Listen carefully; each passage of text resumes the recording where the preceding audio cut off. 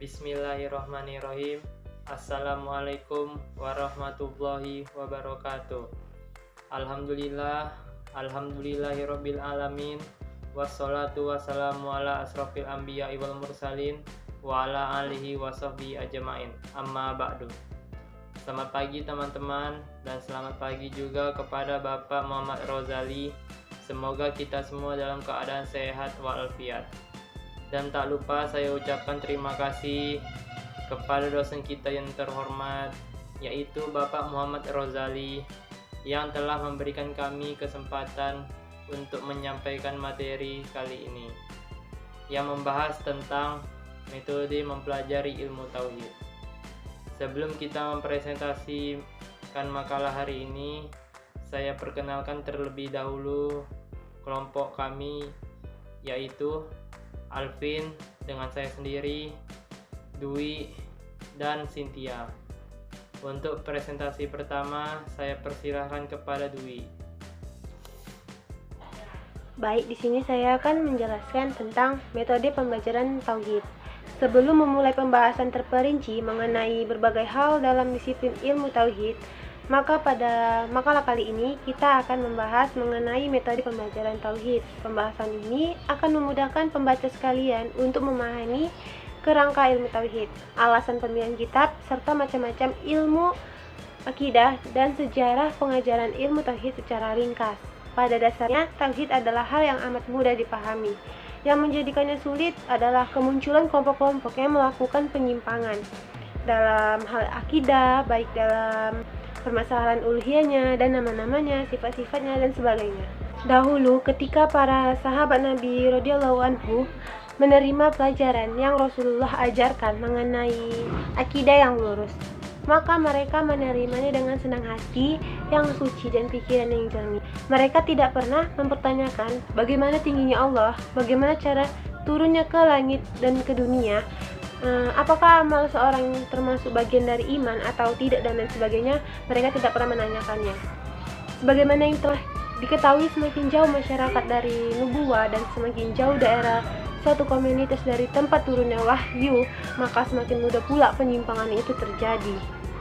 Pertanyaan-pertanyaan seputar akidah secara mendetail baru muncul ketika kaum muslim bersentuhan dengan ilmu kalam atau filsafat Yunani, dan semakin parahnya keadaan di masa kekhalifahan Al-Makmum, di mana beliau memerintahkan agar buku-buku filsafat asing diterjemahkan ke dalam bahasa Arab.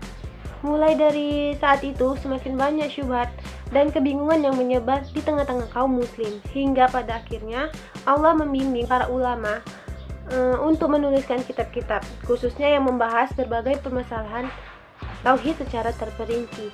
Tidak cukup dengan kitab-kitab isinya pembahasan materi, sebagai ulama juga menulis kitab-kitab bantahan terhadap kelompok-kelompok yang menyimpang dalam memahami akidah. Di antara ulama yang menuliskan hal tersebut adalah Syekhul Islam Muhammad At-Tamimi dengan kitabnya Kashfu Asy-Syubhat. Adapun kitab-kitab yang akan dibahas adalah 1.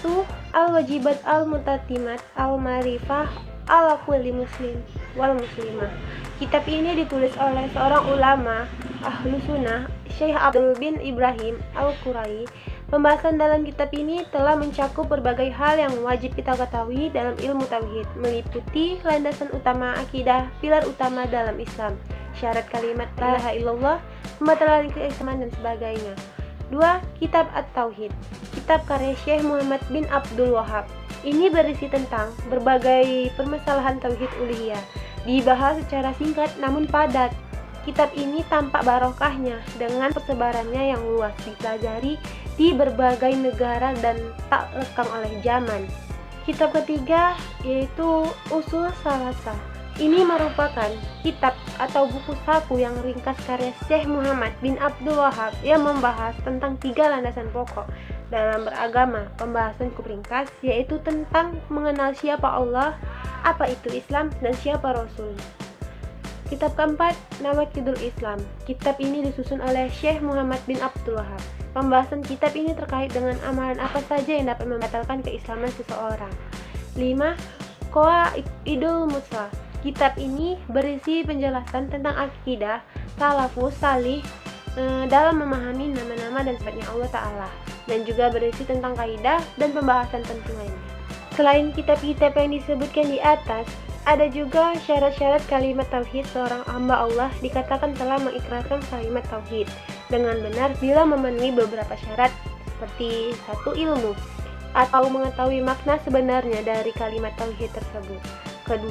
Yakin atau al-yakin atau tidak ragu-ragu bahwa Allah Subhanahu wa taala adalah satu-satunya Tuhan yang hendaklah disembah.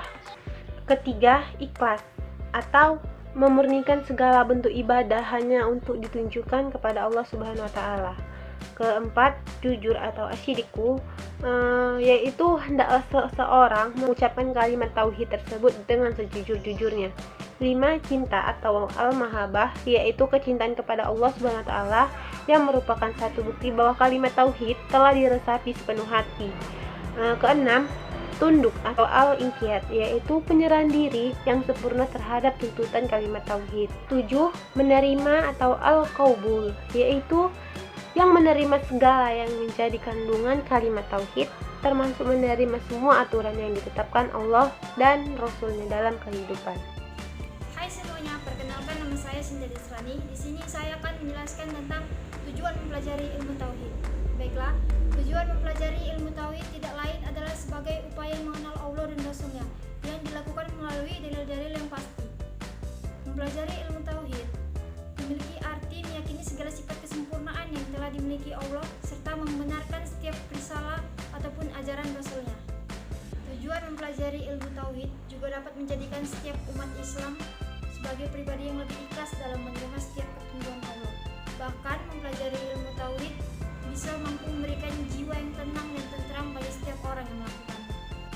Materi selanjutnya saya akan menjelaskan tentang faedah mempelajari ilmu tauhid. Terdapat beberapa faedah mempelajari ilmu tauhid, diantaranya adalah dapat memerdekakan umat manusia dari segala perbudakan dan penghambaan kecuali Allah Subhanahu wa taala. Syarat diterimanya amalan, mendapat petunjuk, diberikan kecukupan dunia dan akhirat, mendapat syafaat Rasulullah SAW, merasa aman dari azab dan diampuni dosanya. Alhamdulillah, sekian dari penjelasan materi saya. Lebih kurangnya mohon maaf. Terima kasih. Baiklah kawan-kawan, penyampaian materi semuanya sudah dibahas. Maka dari itu saya persilahkan kawan-kawan sekaligus untuk bertanya manakala ada yang kurang paham, dan sebelum bertanya sebutkan nama dan kelompok berapa. Baiklah, saya persilahkan. Sekian dari presentasi kami. Terima kasih atas ketenangan kawan-kawan sekalian atas presentasi ini. Semoga presentasi ini dapat menambah wawasan kawan-kawan sekalian. Dan apabila ada kata-kata yang kurang berkenan di hati kalian, mohon untuk dimaafkan. Selamat pagi, sampai jumpa. Assalamualaikum warahmatullahi wabarakatuh.